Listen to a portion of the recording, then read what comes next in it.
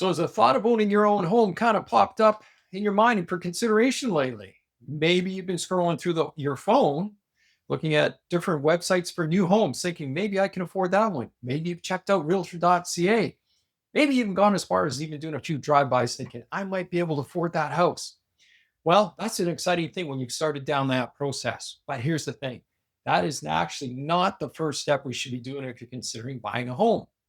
My name is Murray Zelinski with the Zelinski Realty Group, and I've been licensed in real estate and mortgage financing since 2005, and I've helped many buyers, first-time home buyers, move-up buyers go through the process. But one of the biggest mistakes I find many first-time home buyers go through is that they think they know what the price is they could afford for a home. But in reality, there's a lot of other things that go on behind the scene that can actually confirm for you what you can afford. And then to avoid some of the pitfalls through that, this video today is going to talk to you a little bit about the real estate process, the steps to do in the proper order so that you know exactly where you are, exactly what you need to do so you don't miss out on the best opportunities. You're not disappointed in losing out on a home. And more importantly, you've saved a lot of time. So let's dive into this a little bit further. But at any point, if you'd like to know firsthand as to where you're at in that real estate mortgage process, message me directly. Send me a text. We can set up a time and talk further and find out how the systems that you need to work through can work specifically for you to identify exactly what you can afford today. So let's talk about the correct order. The first thing that we actually need to be doing is we want to get pre-approved for your mortgage. And let's talk about why that is important. So first and foremost, that is going to identify exactly what you're able to afford in your home purchase price. Now, there's a lot of things that go into it, but the process is relatively easy. You do have to come together with some of the documents. So some of the things we're looking for from a mortgage broker side is that we're going to be looking at having your last 2 years of notice of assessments, your T1 generals, maybe a T4, depending on the type of work you're doing. We are also going to look for your source of the down payment. The other thing we're going to take into account too is what your current liabilities are. So that's not what you're spending on gas. It's not what you spend necessarily on your insurances or anything like that for a vehicle. But what we are looking at are the specifics that come back to if you got a student loan, maybe you have a vehicle lease, maybe you have some sort of credit line, outstanding credit cards. Now, all that information we're going to source will come from the credit bureau. So the reason that becomes important now today is this: there's actually two different types of mortgage rates that we're going to be familiar with. The first one is this: it's going to be the actual interest rate. So the actual interest rate is what the lender is going to give you. That's going to calculate your mortgage payment on a monthly basis. The one that's really kind of important, and this is the key thing in that qualification process, is something that's known as the qualification rate. Qualification rate is also known as the stress test. So a number of years ago, when interest rates were very, very low, the federal government said, you know what, we're a little concerned that people won't be able to afford their mortgage payments on their homes when interest rates start to rise. So the policy then became is that they're going to stress test that applicant. That's going to be you, the home buyer. So this is known as the qualification rate. And that qualification rate for the stress test is going to be 2 percentage points above what your actual rate is. So let's say, for example, the interest rate that your lender is offering you is going to be at 4%. We're actually going to put 2 percentage points on top of that. That's now 6%. Now, the reason that becomes important too is that as we increase that interest rate, the purchase price that you're able to afford is going to come down. So once you have all the documents together going through that process, you'll be able to sit down and know specifically what that purchase price is going to be for you. Now, keep in mind, that's going to be your maximum price point. The way that is calculated is this: there's two ratios that we look at. On the lending side, there's going to be something that's known as GDS and TDS. GDS is the gross debt servicing. And gross debt servicing is going to look at what the mortgage payment is going to be, along with the property tax and an allocation for a heating cost, usually based upon the square footage of the home. Now, that percentage cannot exceed more than 39% of your gross income. The TDS, which is now the total debt servicing, cannot exceed 44% of your gross income. And gross income is considered before the tax payment we're making to the government. Okay.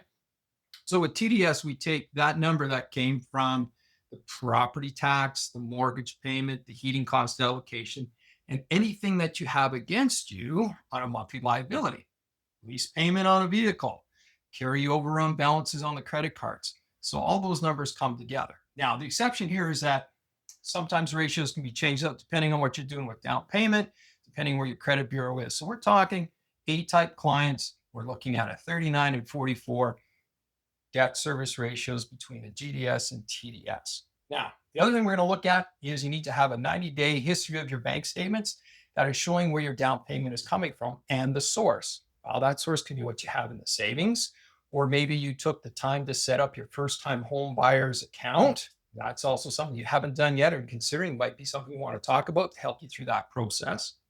It could also be gifted funds, but we need to know from a mortgage lending side where that source is coming from and a history on the last 90 days of the bank statement showing that the funds are in the bank account. Now, when you're a first-time home buyer, or if you haven't owned a home in the last 4 years, you can go in with a 5% down payment along with a 30-year amortization. That's 5 years over and above a standard amortization of 25 years. So if you're not familiar with amortization, just think of it as the lifespan on the mortgage. So you got 30 years versus 25 years. The advantage with the 30 years is that you are now able to lower a monthly payment. Yes, it'll take you a little bit longer, but if you have the right product in the mortgage, allows you to extra pay down through the course of years, you come up with extra money. So it's just a way to get things to fit within the budget for yourself. Now, once you have that number, that is a concrete number, pretty darn tight to what you'll be able to go for. Now the exciting part happens. Now what we can turn around and do is we do up a search for you specifically on the areas and the key features that are important to you in the home. We already know what that price point is going to be. So now we're breaking down to, what communities, what areas, if you need to be around certain schools, parkways, whatever that might be. So that's where we really sit down and dial into what the dream home features are going to be, what you're looking for. Now, when those searches come across, the great exciting news is they're going to pop up automatically to you on the feeds that we send. And when you find the ones you want, that's where we actually get to go out and start doing some house hunting. We're going to look at the home. Now, when we go through and have a look at the home, it's definitely aesthetically, if it's set up in the right location, it's got the right things that you want about the home. But, I've been licensed in the industry since 2005. So I'm going to bring my extensive experience also as a real estate investor. We're going to look at some of the key things that go into the home that could be expensive to remedy, like what is the age in the windows? How is the roof? How is the furnace? How is the hot water tank? These are some of the other things that we need to take into consideration as future costs and potentially something we want to factor in when we're presenting an offer. Now, let's say you found that perfect home. You can already envision yourself moving in, raising a family, having some really memorable experiences in that home. Now the real work kicks in for me, the agent for you. So what that means is this. We're going to sit down together and I'm going to show you the comparables in the area, what's currently else listed in the market, but what else has sold over the last 60 to 90 days. Now, this helps us to dial in where that market value should be for the home. The other thing we'll look at too, which becomes important, is the history of the home. So we can actually break down and look at how long it's been on the market, excuse me, how many offers have been on the home. And this can really dial into maybe the motivation of the seller, which will help us structure the offer so that we're getting the best deal possible for you. The other thing I look at as well too, which I bring to your attention, is we pull up the title of the property.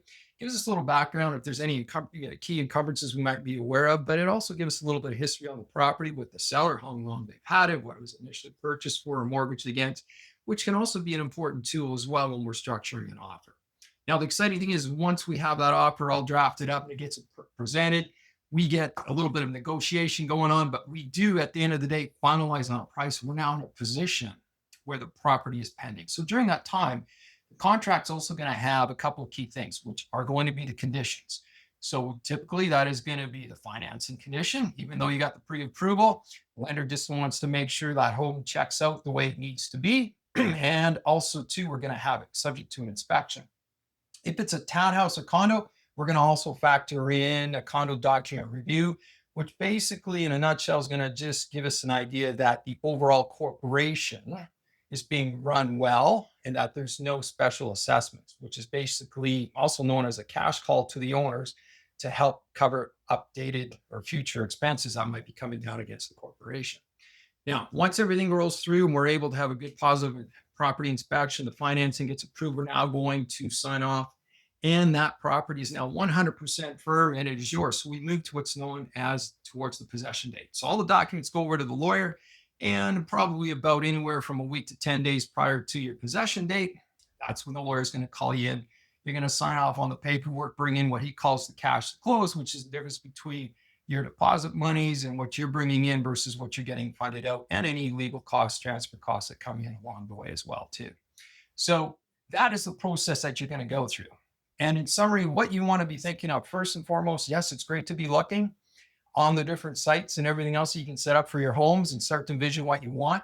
But the first step is always to jump in, get that pre-approval taken care of. So if at any point you would like to have a detailed sit down and look at generally where your numbers are coming in from, want to know a little bit more about how these documents all to come together, I also have a mortgage document checklist. Just text me directly or DM me and just say checklist, and I'll be happy to email or send one out on messaging back to you as well too. So once again, I hope this has helped give you some guidelines onto the process. And if you would like that one-on-one consultation at any time, just DM me directly and set up a link in my calendar. And I'd be happy to be part of this really exciting journey with you. Cheers.